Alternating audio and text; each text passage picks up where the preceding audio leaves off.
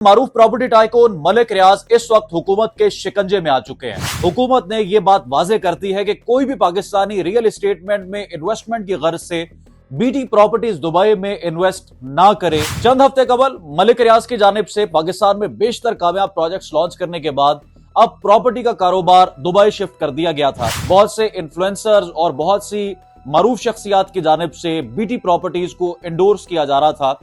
सारे का सारा मामला आखिर किस चीज के गिर्द घूमता है? मलिक रियाज की जानिब से तो एक गवाही की तरफ इशारा किया गया है।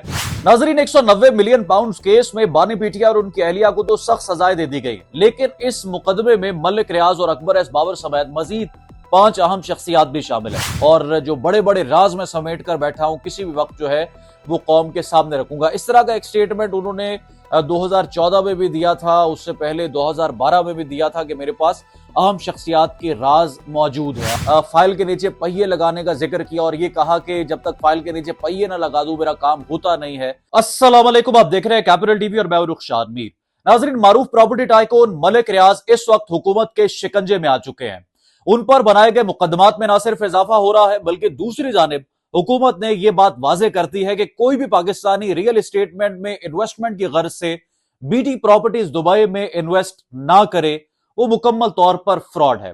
चंद हफ्ते कबल मलिक रियाज की जानिब से पाकिस्तान में बेशतर कामयाब प्रोजेक्ट्स लॉन्च करने के बाद अब प्रॉपर्टी का कारोबार दुबई शिफ्ट कर दिया गया था और दुबई में बीटी प्रॉपर्टीज के नाम से लग्जरी अपार्टमेंट्स का एक मंसूबा तैयार किया जा रहा था, जिसमें पाकिस्तानियों की जानिब से भी धड़ाधड़ इन्वेस्टमेंट की जा रही थी और पाकिस्तान में इसकी बहुत बड़ी मार्केटिंग कैंपेन चलाई जा रही थी। बहुत से इन्फ्लुएंसर्स और बहुत सी मारूफ शख्सियात की जानिब से बीटी प्रॉपर्टीज को एंडोर्स किया जा रहा था, जो कि लग्जरी अपार्टमेंट्स का एक ब्रांड है, लेकिन हुकूमत ने वहां खरीदो फरोख्त से मना कर दिया है। सारे का सारा मामला आखिर किस चीज के गिर्द घूमता है? मलिक रियाज की जानिब से तो एक गवाही की तरफ इशारा किया गया है कि मुझ पे गवाही देने के लिए जोर डाला जा रहा है। मैं 190 मिलियन पाउंड केस में भी कसूरवार नहीं हूं और जो गवाही देने के लिए प्रेशराइज किया जा रहा है वो मैं किसी तौर नहीं दूंगा। मैं सारा मामला आपके सामने रख देता हूं। नाजरीन, 190 मिलियन पाउंड केस में बानी पीटिया और उनकी अहलिया को तो सख्त सजाएं दे दी गई, लेकिन इस मुकदमे में मलिक रियाज और अकबर एस बाबर समेत मजीद 5 अहम शख्सियात भी शामिल है। मलिक रियाज ने इस हुकूमती प्रेस रिलीज के बाद जो एक्स पर पैगाम दिया है, उसमें तो उन्होंने एक गवाही की तरफ इशारा किया है कि मुझ पर तमाम तर दबाव एक गवाही को लेकर डाला जा रहा है, जो मैं किसी तौर देने को तैयार नहीं हूं। साथ ही साथ उन्होंने ये भी कहा कि मैंने पाकिस्तान में कारोबार बहुत मुश्किल से किया, तमाम तर मुश्किलात के पहाड़ मुझ पर तोड़े गए, मेरे पास तमाम तर सबूत और शवाहिद महफूज हैं जो किसी भी वक्त मैं अय्यां कर सकता हूं और जो बड़े बड़े राज में समेट कर बैठा हूं, किसी भी वक्त जो है वो कौम के सामने रखूंगा। इस तरह का एक स्टेटमेंट उन्होंने 2014 में भी दिया था, उससे पहले 2012 में भी दिया था कि मेरे पास अहम शख्सियात के राज मौजूद हैं। आपको याद होगा कि अरशद शरीफ मरहूम के साथ एक उनका प्रोग्राम बहुत ज्यादा वायरल हुआ और उस वक्त बहुत ज्यादा उस प्रोग्राम को पजीराई मिली, जिसमें अरशद शरीफ की जानिब से मलिक रियाज से बारहा पूछा गया कि उनकी किन अहम शख्सियात से मुलाकातें होती रही, तो उन्होंने इशारा किया इंतजामी तकून की जानिब के मेरी उस वक्त के जो प्राइम मिनिस्टर हैं, उस वक्त के जो chief of the army staff हैं और उस वक्त के जो चीफ जस्टिस हैं,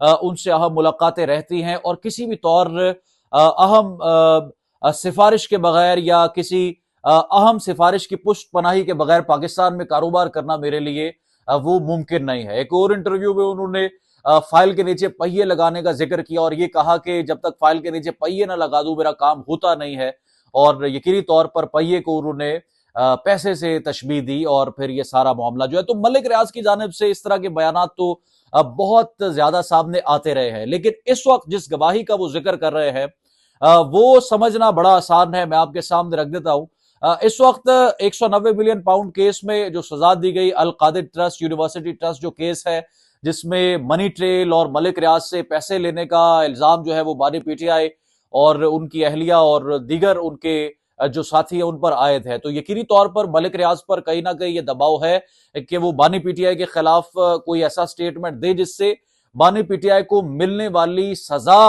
पर जो एतराजात और सवालात उठाए जा रहे हैं वो दूर हो सके और ये तमाम तर जो प्रोसेस है इसको इंडोर्स किया जा सके और इसी हवाले से मलिक रियाज ने ये जो है वो स्टेटमेंट दिया। नाज़रीन, पाकिस्तान में रियल एस्टेट के कारोबार में मलिक रियाज जो जिद्दत लेकर आए हैं उसकी तो कोई मिसाल नहीं मिलती। ये बात तो हम जानते हैं कि बहरिया टाउन इस्लामाबाद, रावलपिंडी हो, लाहौर या फिर कराची में हो, बहरिया टाउन ने अवाम को और अपने इन्वेस्टर्स को जो डिलीवर किया है उसकी मिसाल नहीं मिलती। और पाकिस्तान में जो प्राइवेट हाउसिंग सोसाइटीज का जो कॉन्सेप्ट था और उसकी जो मकबूलियत थी उसमें मलिक रियाज का बड़ा अहम किरदार है। यही तो वजह है कि अगर कराची का बहरिया टाउन शहर से दूर है या इस्लामाबाद का बहरिया टाउन शहर से दूर है या लाहौर में, लेकिन फिर भी शहरियों को और अपने सार्फिन को जो सहूलियात मलिक रियाज की जानिब से दी गई हैं उसकी वाज़े वजह है कि उनके दामाद अली रियाज मलिक का जो गुजरावाला में सिटी हाउसिंग के नाम से प्रॉपर्टी का प्रोजेक्ट है, रियल एस्टेट का प्रोजेक्ट है,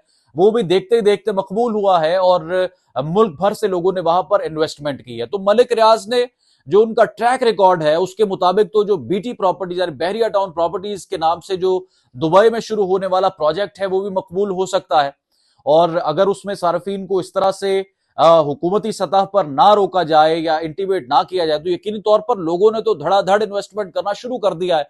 यहां पर लाहौर शहर में बेशुमार ऐसे इन्वेस्टर्स मौजूद हैं जो इस वक्त पाकिस्तान छोड़कर दुबई में बीटी प्रॉपर्टीज में इन्वेस्ट करने को तैयार है, क्योंकि उनको यकीन है कि आने वाले चंद महीनों में या चंद सालों में उनका जो सरमाया है उसमें कई गुना ज्यादा इजाफा होगा और वो अपने तमाम ख्वाब पूरे कर सकेंगे। जो पाकिस्तान में इस वक्त रियल एस्टेट को जवाल है उसकी कमी शायद दुबई से पूरी वो कर सके। और यकीनी तौर पर सिर्फ पाकिस्तान ही नहीं बल्कि पाकिस्तान से बाहर रहने वाले जो ओवरसीज हैं वो भी इस तरह के मंसूबों में इन्वेस्ट करने को हमेशा तैयार रहते हैं। तो ये बात तो तय है कि मलिक रियाज का प्रॉपर्टी बतौर प्रॉपर्टी टाइकून या एक रियल एस्टेट डेवलपर पाकिस्तान में जो किरदार रहा है वो सबसे मुनफरिद है। लेकिन उन पर लगाए जाने वाले इल्जामात और जो मुकदमात जिनकी तरफ आज अता तारड़ साहब ने इशारा किया कि उनमें मजीद इजाफा होगा, वो किस हद तक मुश्किलात खड़ी कर सकते हैं ये एक अहम सवाल है। कमेंट सेक्शन में कीमती राय जरूर आगाह करें।